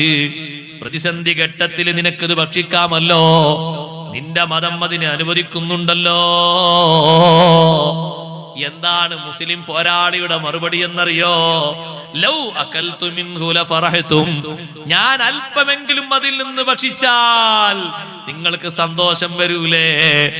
നിങ്ങൾ തിന്നുന്ന അല്ലാഹ് ഹറാമാക്കിയത് ഞാനും തിന്നു എന്നൊരു സന്തോഷം നിങ്ങൾക്ക് തോന്നൂലേ? അതുകൊണ്ട് നിങ്ങൾക്ക് സന്തോഷം വരണ്ടാന്ന് കരുതിയിട്ട് ഞാൻ ഒന്നും തന്നെ ഭക്ഷിച്ചില്ല. എനിക്ക് അല്ലാഹു സുബ്ഹാനഹു വ തആല ആരോഗ്യം നിലനിർത്തി തന്നു. അല്ലാഹു തആല കൊടുക്കൂലേ റിസ്ക്? അല്ലാഹു തആല കൊടുക്കും. അല്ലാഹു കൊടുക്കൂലേ ആരോഗ്യം? അല്ലാഹു തആല കൊടുക്കും ആരോഗ്യം. ഒന്നും ഭക്ഷിക്കാതെ ബുദ്ധിമുട്ടായി നിന്നിട്ട് വിശപ്പ് അനുഭവിച്ച് മരിക്കേണ്ട ഒരു ഘട്ടം വരുമ്പോ അവർക്ക് ഇല്ല. ഭക്ഷണമൊന്നും കഴിക്കാതെ, നല്ല ഭക്ഷണമൊന്നും കൊടുക്കാതെ, ലിമിറ്റായ ഭക്ഷണം മാത്രം കൊടുത്തിട്ട് തടവിൽ പാർപ്പിച്ചിരുന്നില്ലേ ബഹുമാനപ്പെട്ട ഖുബൈബ് ബിൻ അദി റളിയല്ലാഹു അൻഹുവിനെ? ഖുബൈബ് റളിയല്ലാഹു അൻഹുവിനെ ഒരു നേരം നോക്കിയ ഹാരിത്തിന്റെ മകളായ സൈനബ്, ഖുബൈബ് റളിയല്ലാഹു അൻഹു പോയി നോക്കിയപ്പോ സൈനബ് എന്ന് പറയുന്ന ആ പെണ്ണ് പറഞ്ഞു, മാ റഅയ്തു അസീറൻ ഖത്തു ഖൈറൻ മിൻ ഖുബൈബ്. ഖുബൈബ് റളിയല്ലാഹു അൻഹു പോലെ നല്ലൊരു തടവുകാരനെ ഞാൻ കണ്ടിട്ടില്ല. ഖുബൈബ് തങ്ങൾ എന്റെ വീട്ടിന്റെ മുറിയിൽ താമസിക്കുമ്പോ ഞാൻ കണ്ടു അദ്ദേഹം കയ്യിൽ മുന്തിരിക്കൊല പിടിച്ച് ഭക്ഷിക്കുന്നത് ഞാൻ കണ്ടു. വമാബി മക്കത മിൻ ഇനബിൻ, മക്കയിൽ എവിടെയും മുന്തിരി കിട്ടുന്ന കാലമല്ല. വ ഇന്നഹു ലരിസ്ഖുൻ റസഖഹുല്ലാഹു ഖുബൈബാ, അത് ഖുബൈബ് തങ്ങൾക്ക് സെപ്പറേറ്റ് ആയി അല്ലാഹു നൽകിയ ഭക്ഷണം തന്നെ.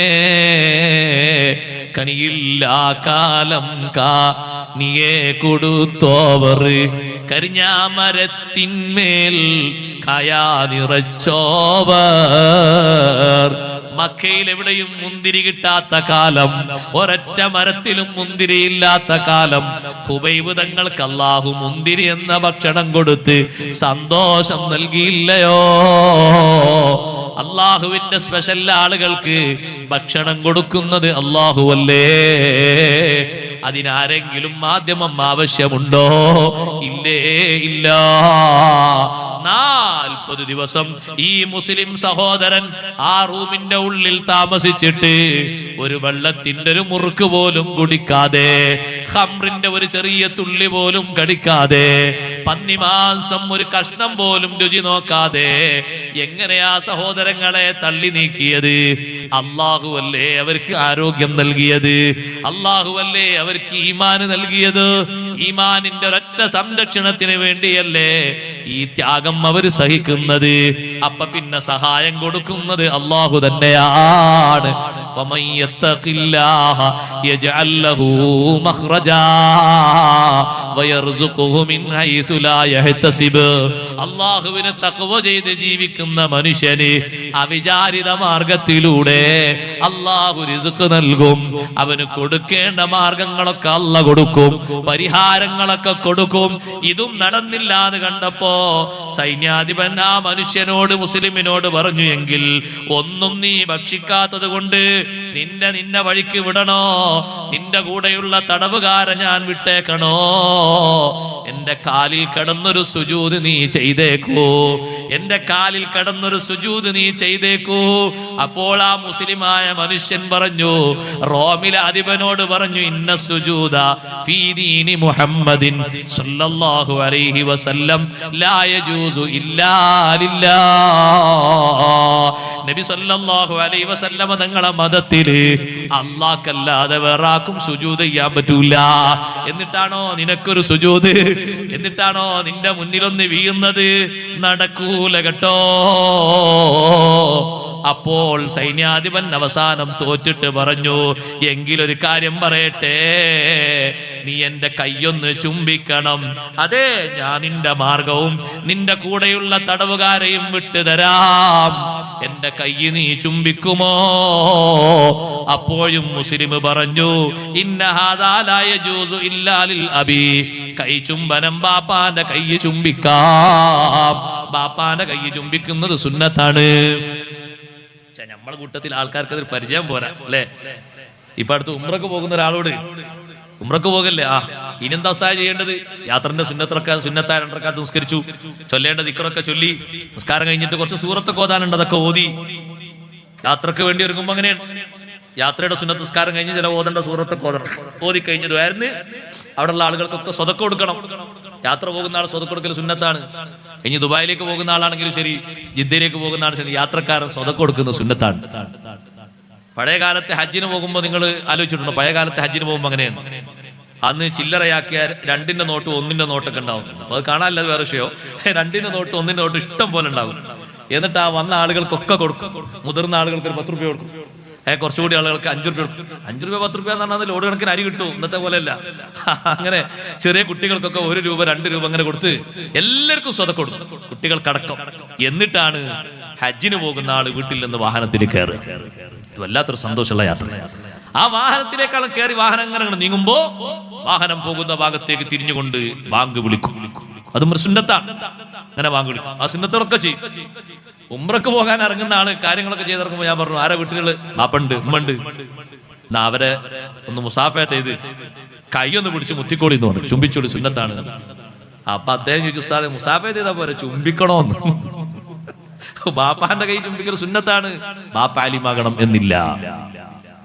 ബാപ്പ ആലിമാകണം എന്നില്ല. ബാപ്പാന്റെ കൈ നീ ചുംബിക്കുന്നത് ക്വാളിഫിക്കേഷൻ നോക്കിയിട്ടല്ല, ബാപ്പ നിനക്ക് ജന്മം നൽകാൻ നിമിത്തമായി എന്നൊരൊറ്റ കാരണം കൊണ്ടാണ്. ഉമ്മാന്റെ കൈയും നീ പിടിച്ച് ചുംബിക്കണം, ഉമ്മാമ്മയുടെ കൈയും പിടിച്ച് ചുംബിക്കണം, ഉപ്പാപ്പയുടെ കൈയും പിടിച്ച് ചുംബിക്കണം. സാദാത്തുക്കളെ കൈ ചുംബിക്കുന്നത് അവർ അഹ്ലു ബൈത്തിൽ അംഗമായി എന്ന ബഹുമാനം കൊണ്ടാണ്. ഉലമാഇന്റെ കൈ ചുംബിക്കുന്നത് ഇൽമു കൊണ്ട് അല്ലാഹു ആദരിച്ചു എന്ന നിലക്കാണ്. അങ്ങനെയുള്ള ആൾക്കാർക്കൊക്കെ വേറെ കാരണങ്ങളുണ്ട്. ബാപ്പക്കൊരു കാരണവും വേണ്ട, ബാപ്പ ബാപ്പായി എന്നുള്ള കാരണം കൊണ്ട് തന്നെ കൈ പിടിച്ച് ചുംബിക്കണം. അത് സുന്നത്താണ്, ഒരു പൊരുത്താണ്. ഉമ്മാരെ കൈയും പിടിച്ച് ചുംബിക്കണം. യാത്ര പോകുന്ന ആളുകൾക്ക് സുന്നത്താണ്. ഇതുവരെ ചെയ്യാത്ത ആൾക്കാർ ഇനി ചെയ്യാൻ അല്ലാഹു തആല തൗഫീഖ് നൽകട്ടെ. അപ്പൊ ഈ മുസ്ലിം സഹോദരൻ പറഞ്ഞു, ചുംബിക്കേണ്ടത് ബാപ്പാന്റെ കൈയല്ലേ, നീ എന്റെ ബാപ്പല്ലല്ലോ. നീതിമാനായ രാജാവിന്റെ കൈ ചുംബിക്കണം, നീ നീതിമാനല്ലല്ലോ. 40 ദിവസം എന്നെ പട്ടിണി കിട്ട, നീ എന്ത് നീതിമാനാ? നിന്റെ കൈയൊക്കെ ചുംബിക്കാതാ. അല്ലെങ്കിൽ എന്റെ ഉസ്താദിന്റെ കൈ ചുംബിക്കണം. അത് ഉസ്താദ് എനിക്ക് അക്ഷരം പഠിപ്പിച്ചു എന്നുള്ളതാണ്. ആ ഉസ്താദ് ഇപ്പൊ പഠിപ്പിക്കുന്ന ആളാണെങ്കിലും ശരി, അല്ലാത്ത ആളാണെങ്കിലും ശരി, നമ്മളെ പണ്ട് മദ്രസയിൽ പഠിപ്പിച്ച ഉസ്താദ് ഇപ്പൊ ആ ഉസ്താദ് ഒരു കച്ചവടക്കാരനാണ്. പക്ഷെ നമുക്ക് ഉസ്താദാണത്. ആ ഉസ്താദിന്റെ അലിഫിന്റെ മേലെയാണ് നമ്മൾ ഇന്നും ഫാത്തിഹ ഓതുന്നത്, ഖുർആൻ ഓതുന്നത്, തക്ബീർ ചൊല്ലുന്നത്, സ്വലാത്ത് ചൊല്ലുന്നത്. ആ അക്ഷരക്കൂട്ടങ്ങൾ നമ്മുടെ മനസ്സിൽ, നമ്മുടെ നാവിൽ ഉറപ്പിച്ചു തന്നത് ആ ഉസ്താദാണ്. എപ്പോഴും ആ ഉസ്താദിനോട് ബഹുമാനം വേണം. ആ ഉസ്താദ് ആ മേഖലയിൽ നിന്ന് വിട്ടാലും നമുക്കത് ഉസ്താദാണ്. ബഹുമാനം വേണം, ആദരവ് വേണം. രോഗിയായാൽ സന്ദർശിക്കണം, ആവശ്യങ്ങൾ നിറവേറ്റി കൊടുക്കണം, ഹദിയകൾ കൊണ്ടുപോയി കൊടുക്കണം, നാട്ടിൽ വരുമ്പോൾ പോയി സന്ദർശിക്കണം, സുഖവിവരങ്ങൾ അന്വേഷിക്കണം, ദാരിദ്ര്യമുണ്ടെങ്കിൽ ഉസ്താദിന് ദാരിദ്ര്യത്തിൽ നിന്ന് കരകയറ്റണം. എല്ലാ സ്നേഹപരമായ കാര്യങ്ങളും ചെയ്യണം. ഇപ്പോൾ ഉസ്താദ് മുഅല്ലിം അല്ലെങ്കിലും ശരി, നമുക്ക് ഇൽമു പഠിപ്പിച്ചു എന്നുള്ളത് കൊണ്ട് ജീവിതത്തിന്റെ അവസാനം വരെ ബഹുമാനിക്കാനും സ്നേഹിക്കാനും നമ്മൾ കടപ്പെട്ടവരാണ്. അവരെ സ്നേഹിക്കണം, ബഹുമാനിക്കണം. അത് നമ്മുടെ വിജയത്തിന്റെ ഒരു പ്രധാനപ്പെട്ട കാരണമാണ്. ഗുരുനാഥന്മാരെ ബഹുമാനിക്കണം. ഗുരുനാഥന്മാരെ ബഹുമാനിക്കുന്നത് എത്ര കണ്ട് നമ്മുടെ ജീവിതത്തിലുണ്ടോ അത്ര കണ്ട് അല്ലാഹു നമുക്ക് ഉയർച്ച നൽകും. ഉസ്താദുമാർക്ക് വലിയ ബഹുമാനം കൊടുക്കണം. മദ്രസയിലെ ഉസ്താദുമാര് അടിത്തറ ഭാഗ്യവരാണ് നമ്മുടെ ഇൽമിന്. അവരാണ് നമ്മുടെ അടിത്തറ ഭാഗ്യവര്. കുറെ നമ്മെ പഠിപ്പിച്ച ഉസ്താദുമാർ പലരും മരണപ്പെട്ടു പോയി. അള്ളാഹുർക്കൊക്കെ ദർജയേറ്റി കൊടുക്കട്ടെ. ഖബർ ജീവിതം അള്ളാഹു സന്തോഷത്തിലായി കൊടുക്കട്ടെ. മുഖറബീങ്ങളിൽ അള്ളാഹു സ്ഥാനം കൊടുക്കട്ടെ. ജീവിച്ചിരിക്കുന്നവർക്ക് അള്ളാഹു ആഫിയത്തുള്ള ദീർഘായുസ്സ് കൊടുക്കട്ടെ. സഹോദരന്മാരെ, ഇൽമു പഠിപ്പിച്ച ഉസ്താദുമാരോട് ശുക്രാണ്. അവർക്ക് വേണ്ടി ദുആ ചെയ്യണം, എപ്പോഴും ദ്വാർക്കണം. ബഹുമാനപ്പെട്ട ഇമാം ബുഖാരി റളിയല്ലാഹു അൻഹു പറഞ്ഞില്ലേ, എനിക്ക് ഇൽമു പഠിപ്പിച്ചെന്ന മഹാനാണ് അഹ്മദ് ബിൻ ഹംബൽ റളിയല്ലാഹു അൻഹു. ഒരൊറ്റ നിസ്കാരവും ഞാൻ നിസ്കരിച്ചിട്ടില്ല, എന്റെ ഉസ്താദായ അഹ്മദ് ബിൻ ഹംബൽ തങ്ങൾക്ക് ദുആ ചെയ്യാതെ ഒരൊറ്റ നിസ്കാരവും ഇല്ല. ഞാൻ ഏത് ഫർദ് നിസ്കരിച്ചിട്ടുണ്ടോ, സുന്നത്ത് നിസ്കരിച്ചിട്ടുണ്ടോ, എന്റെ ഉസ്താദായ അഹ്മദ് ബിൻ ഹംബൽ തങ്ങൾക്ക് ദുആ നടത്തിയിട്ടല്ലാതെ ഒരൊറ്റ നിസ്കാരവും നിർവഹിച്ചിട്ടില്ല. ബാപ്പ ഉമ്മക്ക് എപ്പോഴും ദുആ ചെയ്യണം. എല്ലാ ദുആകളിലും ബാപ്പാനെ ഉമ്മാനെ ഉൾപ്പെടുത്തണം. അവരെ മറന്നിട്ടൊരു ദുആ പറ്റൂല. ഉസ്താദുമാരെ ഒഴിവാക്കിയൊരു ദുആ പറ്റൂല. നമ്മുടെ ജീവിതത്തിന്റെ അവലംബങ്ങളാണ്, വിജയത്തിന്റെ നെടുന്തൂണുകളാണ് ഇവര്. ഇരിക്കട്ടെ, ഈ മുസ്ലിം പറയുന്നു, ഞാനൊന്നുകിൽ കൈ ചുംബിക്കേണ്ടത് ബാപ്പാന്റെ കൈയല്ലേ, നീ എന്റെ ബാപ്പയല്ല, നീതിമാനായ ഭരണാധികാരിന്റെ കൈയല്ലേ. 40 ദിവസം എന്നെ പട്ടിണി കിട്ട നിനക്കെന്ത് നീതിയാണ്? നിന്റെ കൈ ചുംബിക്കാൻ പറ്റൂല. അല്ലെങ്കിൽ നീ എന്റെ ഉസ്താദാകണം, നീ ഉസ്താദല്ലല്ലോ, പിന്നെങ്ങനെ കൈ ചുംബിക്കാനാ? സുബ്ഹാനല്ലാഹ്. അപ്പ പറഞ്ഞു, പിന്നെ എന്റെ കൈ ചുംബിക്കണില്ലെങ്കിൽ എന്നാ പിന്നെ എന്റെ നെറ്റിയിൽ നീ ഒന്ന് ചുംബനം നടത്തിക്കോ. നിന്റെ നെറ്റിയിൽ വേണമെങ്കിൽ ഞാനൊരു ചുംബനം നടത്താം, പക്ഷേ അതിനൊരു നിബന്ധനയുണ്ട്. എന്താ നിബന്ധന? എന്റെ കൈ നിന്റെ നെറ്റിന്റെ മേലെ വെച്ചിട്ട് എന്റെ കൈയിന്റെ മേലെ ഞാൻ അങ്ങ് ചുംബിക്കാം. ഡയറക്റ്റായി നിന്റെ നെറ്റിക്ക് ചുംബിക്കാൻ എനിക്ക് തോന്നുന്നില്ല. ഈമാനില്ലാത്ത നിന്റെ നെറ്റിക്ക് എന്തൊരു ബഹുമാനമാണ്. എന്റെ കൈ നിന്റെ നെറ്റിന്റെ മേലെ വെച്ചിട്ട് ഞാനങ്ങ് ചുംബിക്കാം. അങ്ങനെങ്കിലും എന്റെ കൂടുള്ള ആളുകളെ തടവറയിൽ നിന്ന് നീ വിട്ടുതരുമല്ലോ. സുബ്ഹാനല്ലാഹ്. അങ്ങനെ അദ്ദേഹം അതാ എന്നാ നീ അങ്ങനെ ചെയ്തോ എന്ന് പറഞ്ഞു. നെറ്റിന്റെ മേലെ കൈവച്ചു. അങ്ങനെ ആ കൈ ചുംബിക്കാൻ ഉദ്ദേശിച്ചുകൊണ്ട്, അതേ ചുംബിക്കാൻ കൈയിന്റെ മേലേക്ക് കൊണ്ടുപോകുമ്പോ, അല്ലെങ്കിൽ നീ ചുംബിക്കണ്ടെന്നും പറഞ്ഞിട്ട് ആ മുസ്ലിമിനെയും കൂടെയുള്ള തടവുകാരെയും വിട്ടുകൊടുത്തിട്ട് അവർക്ക് ധാരാളം സമ്മാനം കൊടുത്തു. ഉമർ ഇബ്നുൽ ഖത്താബ് റളിയല്ലാഹു അൻഹുവിന് റോമിലെ രാജാവിന്റെ വക ഒരു എഴുത്ത്. എന്താണ് ആ എഴുത്തിലുള്ളത്? ലൗ കാന ഹാദർ റജുലു ഫീ ബിലാദിനാ അലാ ദീനിനാ ലകുന്നാ നഅതഖിദു ഇബാദതഹു. ഉമർ തങ്ങളെ, നിങ്ങളെ മുസ്ലിങ്ങളെ കൂട്ടത്തിൽ നിന്ന് ഞങ്ങൾ പരീക്ഷണത്തിന് വിധേയമാക്കിയ ഒരൊറ്റ വ്യക്തിയുണ്ട്. ചെമ്പിലേക്ക് വലിച്ചെറിഞ്ഞിട്ട് വറച്ചട്ടിയിൽ ശരീരം ഒന്നുമാകാതെ ബിസ്മി ചൊല്ലിയിട്ട് രക്ഷപ്പെട്ട വ്യക്തിയാണ്. 40 ദിവസം പട്ടിണിക്കിട്ടിട്ട് മുന്നിൽ 1-ാം നമ്പർ ഹംറും അതുപോലെ പന്നീർച്ചയും കൊടുത്തിട്ട് ഒന്നും കഴിക്കാതെ പട്ടിണി കിടന്നിട്ട് നല്ല ആരോഗ്യത്തോടെ തിരിച്ചു വന്ന ആളാണ്. സുബ്ഹാനല്ലാഹ്. ഈ ഒരൊറ്റ ആള് നമ്മുടെ നാട്ടിലുണ്ടോ? അദ്ദേഹത്തിന്റെ വിശ്വാസത്തിൽ നമ്മൾ ചേർന്നു പോകും. നമ്മൾ ആ ആരാധന ശരിയായി വെച്ചുകൊള്ളും. ഉമർ റളിയല്ലാഹു അൻഹുവിന്റെ അടുത്തേക്ക് അതാ ഈ മുസ്ലിം സംഘം മൊത്തം അങ്ങോട്ട് ചെന്നപ്പോ ഉമർ റളിയല്ലാഹു അൻഹു പറഞ്ഞു, അതേ, സമ്പത്ത് നിനക്ക് മാത്രം പോരാ, ഒരുപാട് സമ്പത്ത് റോമിലെ രാജാവ് തന്നിട്ടുണ്ടല്ലോ, മദീനയിലെ മുസ്ലിങ്ങൾക്ക് എല്ലാവർക്കും കൊടുക്കൂ. സുബ്ഹാനല്ലാഹ്. ആ ആളുകൾ മദീനയിലെ മുസ്ലിങ്ങൾക്ക് മൊത്തം ആ സമ്പത്ത് വീതം വെച്ച് കൊടുത്തു. ഈമാനിൽ വിജയിച്ചത് കൊണ്ട് സമ്മാനമാണ് കിട്ടിയത്. സഹോദരങ്ങളെ, ഈമാനിൽ അടിയുറച്ചു നിന്നപ്പോ അവര് വിജയിച്ചു പോയി.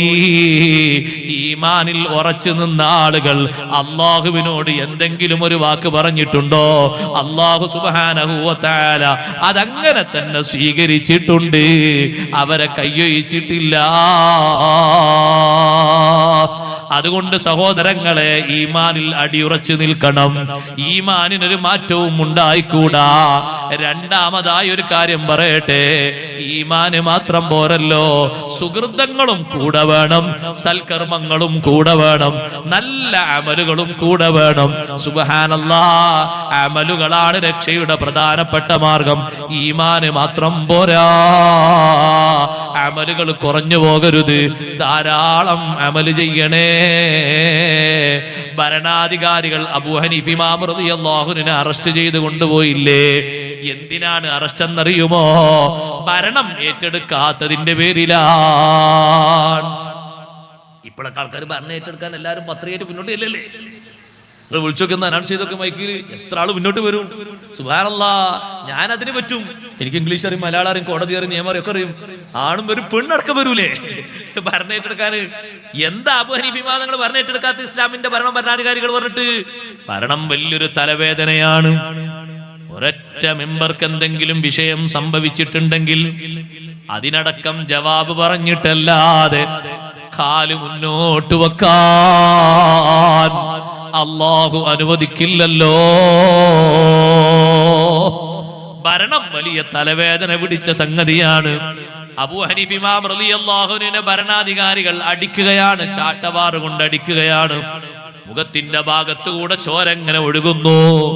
ഇമാമുൽ ആദം തങ്ങൾ പറയുന്നു, നിങ്ങൾ എന്നെ എത്ര അടിച്ചാലും, നിങ്ങളെ അടിയേറ്റിട്ട് മരിക്കേണ്ടി വന്നാലും ഭരണം ഏറ്റെടുക്കൂല. കാരണം ഭരണവുമായി ബന്ധപ്പെട്ട് വന്ന ഹദീസ് അത് ചില്ലറ ഹദീസുകളല്ല,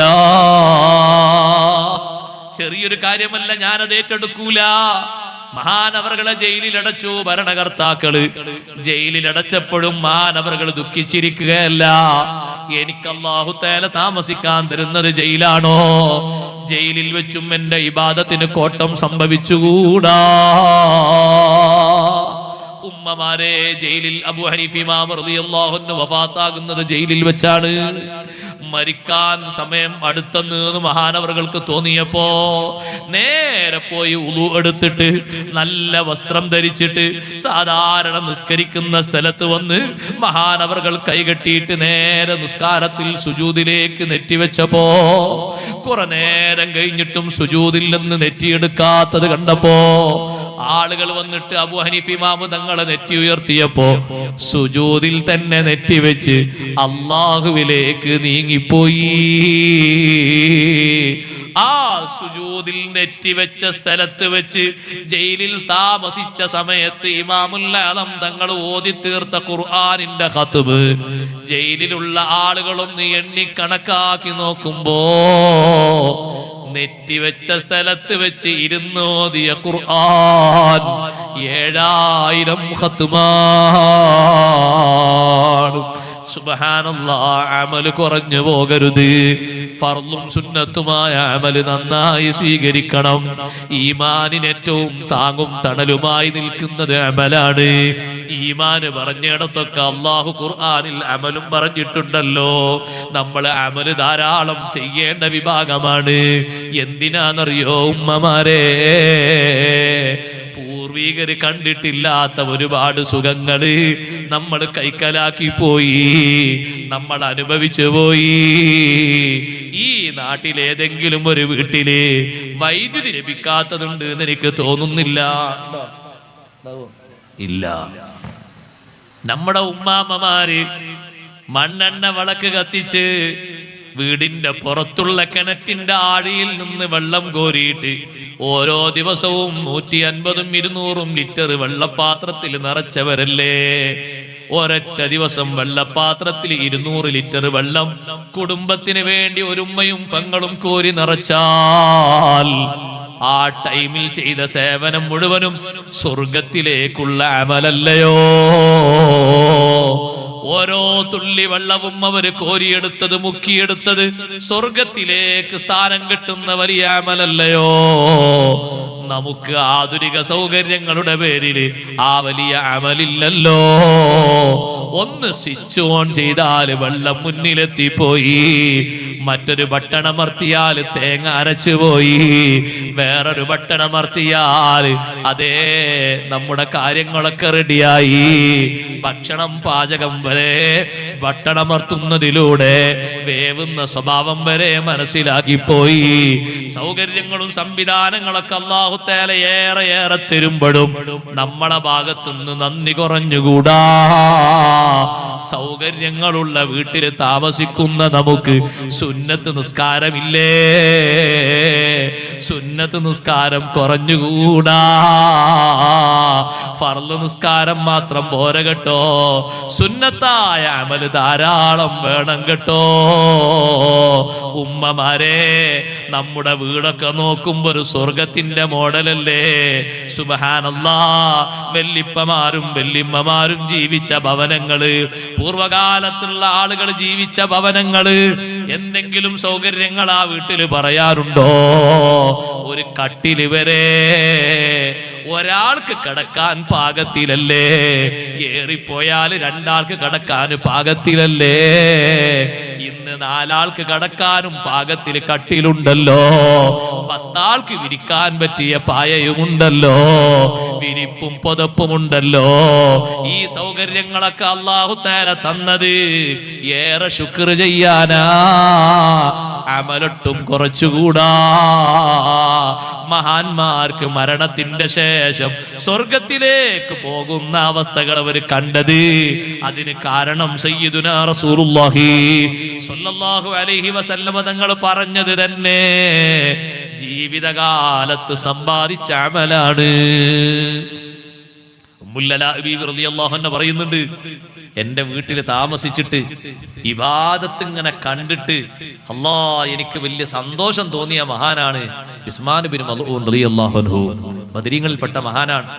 ആ മഹാനുഭാവൻ എന്റെ വീട്ടിലായിരുന്നു. ഉമ്മുൽ അലാ ബീവി റളിയല്ലാഹു അൻഹ പറയാ, എന്റെ വീട്ടിലായിരുന്നു കുറെ കാലം താമസിച്ചിരുന്നത്. ഇബാദത്ത് ഇങ്ങനെ കാണുമ്പോ എന്തൊരു സൗന്ദര്യാന്നറിയോ? പകല് നോമ്പ്, രാത്രി ഒരു പേരിന് ശരീരത്തെ നുണയിപ്പിക്കാൻ വേണ്ടി ഒന്ന് ഉറങ്ങി എന്നൊക്കെ പറയാ. 2-3 മണിക്കൂറൊന്നും ഉറങ്ങിയിട്ട് നോക്കുമ്പോ കാണാ മഹാനവറുകൾ നിസ്കരിക്കുന്നു, ഖുർആൻ ഓതുന്നു, ദിക്ർ ചൊല്ലുന്നു, കരയുന്നു. പിന്നെ കുറച്ച് കഴിഞ്ഞാൽ പള്ളിയിലേക്ക് ജമാഅത്തിന് സുബഹിക്ക് പോകും. പകല് സമയത്താണെങ്കിൽ ജോലിക്ക് പോകും.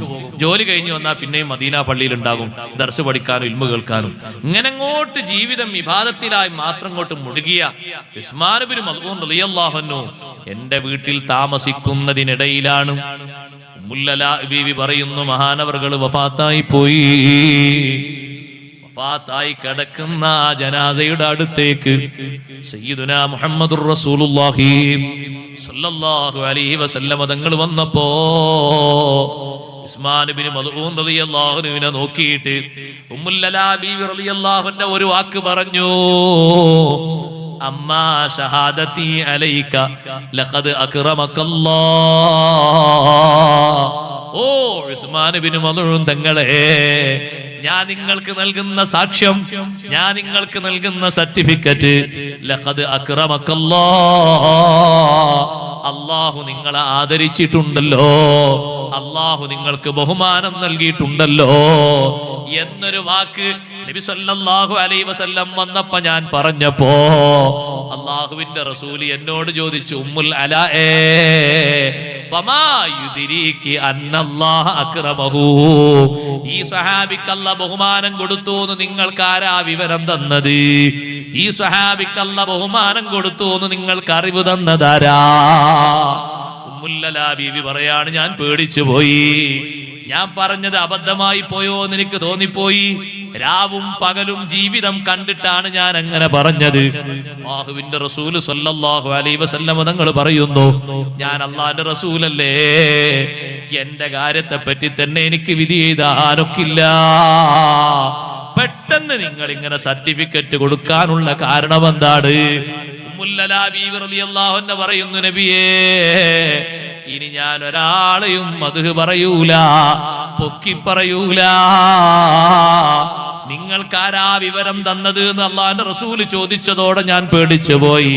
പിന്നെ ഞാൻ ഒരാളെയും അങ്ങനെ ഉയർത്തി പറയാറില്ല. എന്നാലും എന്റെ മനസ്സിലൊരു സങ്കടം, ഞാൻ ഇത്രയും ബഹുമാനത്തോടെ കണ്ട ഒരു മഹാനെ പറ്റി ഞാൻ അങ്ങനെ പറഞ്ഞതിന് നിങ്ങൾക്ക് എവിടുന്നേ വിവരം കിട്ടിയെന്ന് അല്ലാഹുവിന്റെ റസൂല് എന്നോട് ചോദിച്ചില്ലേ? ഞാൻ ആ മഹാന്റെ ജീവിതം ശരിക്ക് കണ്ടതാണല്ലോ. അന്ന് മഹാനവറുകളെ ഖബറടക്കിയ ശേഷം രാത്രി സമയത്ത് ഉസ്മാൻ ഇബ്നു മദ്ഊൻ തങ്ങളെ ഞാൻ സ്വപ്നത്തിൽ കണ്ടു.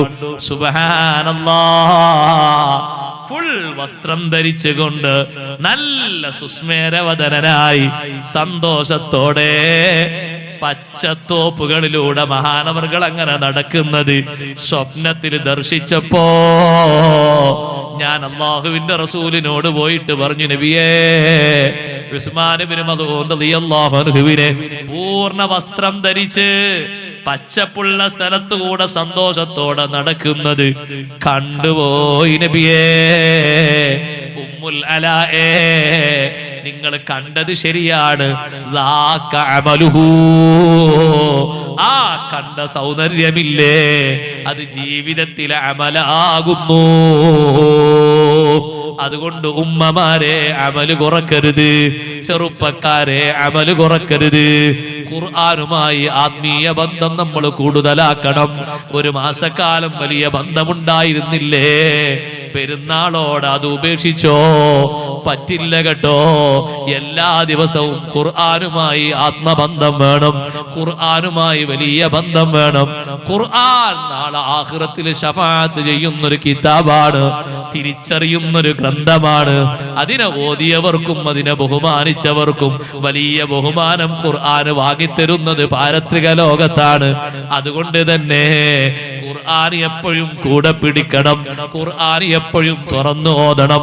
മുസ്ഹഫ് നമ്മുടെ ഏറ്റവും നല്ല കണക്ഷന് കാരണമാകണം. അള്ളാഹുവിന്റെ ഖുർആൻ നന്നായി ഓതണം. ഉമ്മമാരെ, നഫീസ റളിയല്ലാഹു അൻഹാ അവസാനവും ഖുർആൻ ഓതിയിട്ടല്ലേ വഫാത്തായത്. റാബിയത്തുൽ അദവിയ്യ റളിയല്ലാഹു അൻഹ അങ്ങനെയല്ലേ? ഉസ്മാൻ ഇബ്നു അഫ്ഫാൻ റളിയല്ലാഹു അൻഹു അങ്ങനെയല്ലേ? ഷാഫി ഇമാം തങ്ങൾ ഖുർആൻ കേട്ടിട്ടല്ലേ വഫാത്തായത്. സുബ്ഹാനല്ലാഹ്. അതുകൊണ്ട് ഖുർആനുമായി വലിയ ആത്മബന്ധം പുലർത്തിയിട്ട് അമലുകൾ വർദ്ധിപ്പിക്കണം. നിത്യേന ഓതേണ്ട സൂറത്തുകളില്ലേ? സൂറത്തുൽ വാഖിയയും തബാറകയും സൂറത്തു സജദയും അർറഹ്മാനും അതൊക്കെ, സൂറത്തു ദുഖാനും സബുൽ മുൻജിയാത്ത് എന്നും പതിവാക്കണം. അതേ, ഖുർആനുമായി എത്ര വലിയ കണക്ഷൻ കൂടുതലുണ്ട്, അത്ര വലിയ കണക്ഷൻ നമ്മോട്, അത്ര വലിയ പരിചയം വാനലോകത്തുള്ള മലക്കുകൾക്ക് അധികം കിട്ടും കേട്ടോ. ഇവിടെ ഖുർആനുമായി നല്ല ബന്ധമുണ്ടോ? ജനങ്ങളെക്കാളും നമ്മെ പരിചയമുള്ളവര് അള്ളാഹുവിന്റെ റഹ്മത്തിന്റെ മാലാകമാരാണ്. അതുകൊണ്ടല്ലേ മുആവിയത്ത് ബിൻ മുആവിയ റളിയല്ലാഹു അൻഹു മഹാനവർകൾ വഫാത്തായപ്പോ അതേ 10,000 മലക്കുകള് കൂട്ടം കൂട്ടമായി ജനാസ നിസ്കരിക്കാൻ വേണ്ടി ഇറങ്ങി വന്നപ്പോ നബി സല്ലല്ലാഹു അലൈഹി വസല്ലം തങ്ങൾ ചോദിച്ചില്ലേ, അല്ല മുആവിയ റളിയല്ലാഹു അൻഹുവിനെ നിങ്ങൾക്ക് പരിചയമുണ്ടോ? മലക്കുകൾ പറഞ്ഞു, ഉണ്ട് നബിയേ. വാനലോകത്തുള്ള മുഴുവൻ മലക്കുകൾക്കും മുആവിയത്ത് ബിൻ മുആവിയ റളിയല്ലാഹു അൻഹുവിനെ നന്നായി അറിയാം. എങ്ങനെയെന്ന് ചോദിച്ചു അല്ലാഹുവിന്റെ റസൂൽ. അപ്പൊ പറഞ്ഞു, ഒരു ദിവസം ഏറ്റവും അധികം ഭൂമിയിൽ നിന്ന് ഖുൽ ഹുവല്ലാഹു അഹദ് ഓതിയിട്ട് വാനലോകത്തേക്ക് അതിന്റെ ആ ഒരു സൗന്ദര്യം, അതിന്റെ ആ ഒരു ശബ്ദം, അതിന്റെ ആ ഒരു സുഗന്ധം മുആവിയ റളിയല്ലാഹുവിൽ നിന്നാണ് അടിച്ചു വീശുന്നത്. ഏറ്റവും അധികം സൂറത്തുൽ ഇഖ്ലാസ് ഓതിയിരുന്ന മഹാനാണ് മുആവിയത്ത് ബിൻ മുആവിയ റളിയല്ലാഹു അൻഹു. അവര് വഫാത്തായപ്പോൾ അല്ലാഹുവിന്റെ റസൂൽ മദീനയിലില്ല, നബി തങ്ങൾ തബൂക്കിലാണ്. ജിബ്രീൽ അലൈഹിസ്സലാം വന്നിട്ട് പറഞ്ഞു, ജനാസ നിസ്കരിക്കാൻ ഇറങ്ങിയ മലക്കുകളെ കാണണോ മദീനത്ത്? മദീന അങ്ങനെ തബൂക്കിലേക്കൊന്നും ഇങ്ങനെ ചുരുട്ടി കൊടുത്തു. എന്നിട്ട് ആ സ്വഹാബിന്റെ ജനാസക്ക് നബി തങ്ങൾ നിസ്കരിച്ചു. അല്ലാഹുവിന്റെ റസൂല് പറഞ്ഞു, 50,000 മലക്കുകൾ ജനാസ നിസ്കാരത്തിൽ സംബന്ധിക്കാൻ വേണ്ടി ഇറങ്ങി വന്നിരിക്കുകയാ. അവർക്കൊക്കെ എങ്ങനെയാ മുആവിയത്ത് ബിൻ മുആവിയ റളിയല്ലാഹു അൻഹു പരിചയം? ഒറ്റ കാരണം കൊണ്ടാണ്, ഖുർആനുമായുള്ള വലിയ ബന്ധം. അതുകൊണ്ടല്ലേ സൈനുദ്ദീൻ മഖ്ദൂം റളിയല്ലാഹു അൻഹു പറഞ്ഞത്, നിത്യേന ഓതൽ ഏറ്റവും അധികരിപ്പിക്കേണ്ട സൂറത്താണ് സൂറത്തുൽ ഇഖ്ലാസ്. മഹാനവറുകൾ എണ്ണം പറഞ്ഞത് 200 ഫത്ഹുൽ മുഈനിലൂടെ. 200 പ്രാവശ്യം ദിനേന ഓതൽ സുന്നത്തുള്ള സൂറത്താണ് സൂറത്തുൽ ഇഖ്ലാസ്. അതിന് ഇത്ര തോന ടൈമൊന്നും വരൂല. 2 മിനിറ്റ് വാച്ചിലേക്ക് നോക്കിയിട്ട് ഇഖ്ലാസ് സൂറത്ത് ഓതി നോക്കി, എത്ര ഓതി തീരുന്നറിയും? ആകെ 4 ആയത്തല്ലേ ഉള്ളൂ. പെട്ടെന്ന് പെട്ടെന്ന് പെട്ടെന്ന് പെട്ടെന്ന് ഓതി തീരും. ഓരോ നിസ്കാരത്തിന്റെ ശേഷവും 40 വീതം ഓതിയാൽ 200 ഉണ്ടാകൂലേ? 200 ഉണ്ടാകും. വളരെ എളുപ്പല്ലേ? നിസ്കാരം കഴിഞ്ഞ് നമ്മൾ അങ്ങനെ വീട്ടിലേക്ക് പോകുമ്പോ കൈവരൽ അങ്ങനെ മടക്കിയിട്ട് അങ്ങനെ ഓതിയാൽ മതി. പുരയിലെത്തുമ്പോഴേക്ക് 40 ഓതി തീരും. പെട്ടെന്ന് ഓതി തീരും. നിസ്കാരക്കുപ്പായ ഒന്ന് മാറ്റിയിട്ട് ഒന്ന് അടുക്കളയിലേക്കൊന്ന് പ്രവേശിക്കുന്നതിന് മുമ്പ് ഒരു കയ്യിൽ എണ്ണം പിടിച്ച ഉമ്മമാരെ 40 എണ്ണം എണ്ണിത്തീരും. വലിയ പ്രയാസമൊന്നുമില്ല. പതിവായി ശ്രദ്ധിക്കുകയാണെങ്കിൽ അല്ലാഹു തആല തൗഫീഖ് തരട്ടെ. എല്ലാ ദിവസവും ഓതൽ സുന്നത്തുള്ള സൂറത്താണ്. അത് അധികം ഓതിയപ്പോഴാണ് ഇത്രയും മലക്കുകൾ ജനാസ നിസ്കാരത്തിൽ സംബന്ധിക്കാൻ വേണ്ടി ഭൂമിയിലേക്ക് ഇറങ്ങിയത്. തബൂക്കിൽ വെച്ച് നബി സല്ലല്ലാഹു അലൈഹി വസല്ലം രംഗം കാണുകയാണ്. ജനാസ നിസ്കാരത്തിന് തങ്ങൾ നേതൃത്വം നൽകി. ഖുർആനുമായുള്ള ബന്ധം വാനലോകത്തുള്ള മലക്കുകൾ വലിയ പരിചയം അവർക്ക് നമ്മെ കുറിച്ച് കിട്ടുന്ന ഒരു ബന്ധമാണ്. ഖുർആനുമായി നല്ല ബന്ധം സ്ഥാപിക്കണം.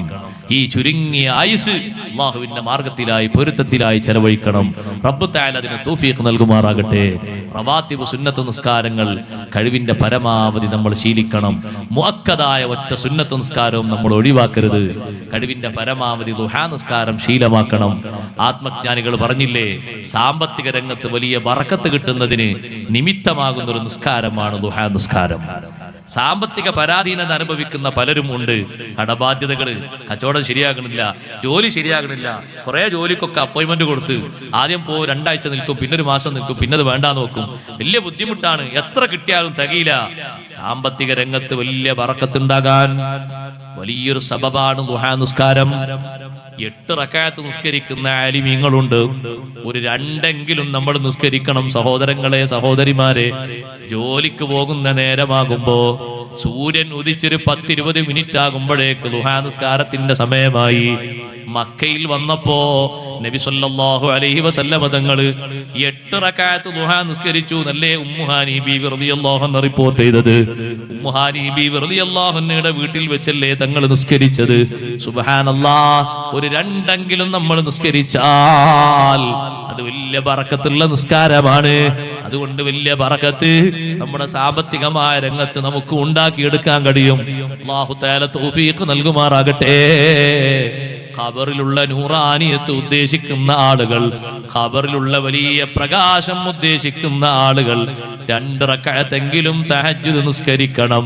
ഫലറക്അതാനി മിനസ് സ്വലാത്തി ബിലൈലത്തിൻ കൻസും ബിദാരിൽ ഖുൽദി അദ്വമംബലാ.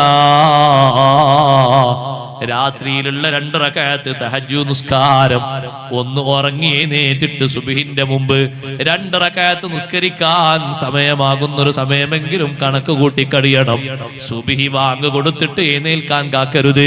അതിന്റെ മുമ്പ് ഒരല്പം മുമ്പെങ്കിലും എഴുന്നേറ്റ് ഒരു 2 റക്അത്ത് പതിവാക്കിയാൽ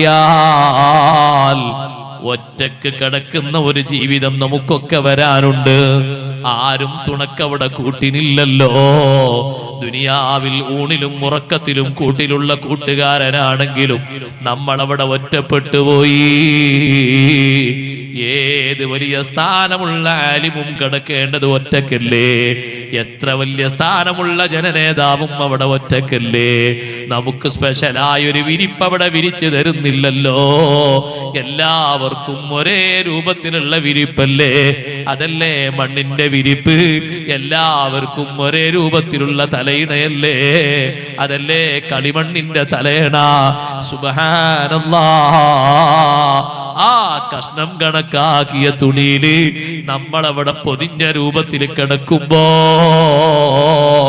ആ ലോകത്ത് വലിയ സന്തോഷത്തിനും വലിയ വെളിച്ചത്തിനും വലിയ നിമിത്തമാണ് ഈ നിസ്കാരമെന്ന് നിസ്കരിച്ച് അനുഭവിച്ച മഹാന്മാര് വരെ പറഞ്ഞില്ലേ?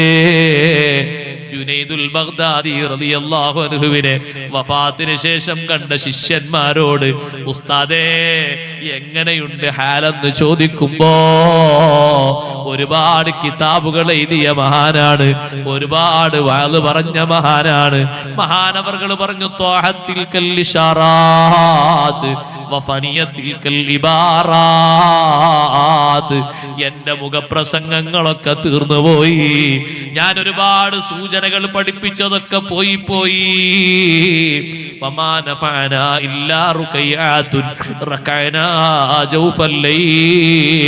അന്തിപ്പാതിര നേരത്ത് നിസ്കരിച്ച ചില്ലറ റക്അത്തുകളല്ലാതെ നമുക്ക് ഉപകാരം കിട്ടിയിട്ടില്ല. ഉമ്മഹാത്തുൽ മുഅ്മിനീങ്ങൾ മുഴുവനും തഹജ്ജുദ് നിസ്കരിച്ചവരാണ് ഉമ്മമാരെ. അഷ്റഫുൽ ഖൽഖ് സല്ലല്ലാഹു അലൈഹി വസല്ലം 10 റക്അത്ത് വിത്ർ നിസ്കരിച്ചു കഴിഞ്ഞാൽ ആയിഷ ബീവി റളിയല്ലാഹു അൻഹ പറയാറില്ലേ, അവിടുത്തെ കൈകൊണ്ട് എന്റെ ശരീരത്തിൽ ഒന്ന് ഞെക്കും, തുണിയുള്ള ഭാഗത്ത് തങ്ങളൊന്ന് അമർത്തും, ഞാൻ ഉടനെ തന്നെ എഴുന്നേറ്റ് ഞാനും തഹജ്ജുദ് നിസ്കരിക്കും. കുറച്ച് ദ്വാരന്ന് കഴിയുമ്പോഴേക്ക് സുബ്ഹിന്റെ വാങ്ക് വിളിച്ചു പോയി. തങ്ങൾ എത്രയോ നേരത്തെ എഴുന്നേറ്റിട്ടുണ്ട്, എന്നാലും ഞങ്ങൾ നിസ്കരിക്കാതെ തങ്ങൾ വിടാറില്ല. തഹജ്ജുദിന്റെ നേരം നോക്കിയിട്ട് ഞങ്ങളെ വിളിക്കാറുണ്ട്. 10 വീട് തങ്ങൾ വിളിച്ചുണർത്താറുണ്ട്.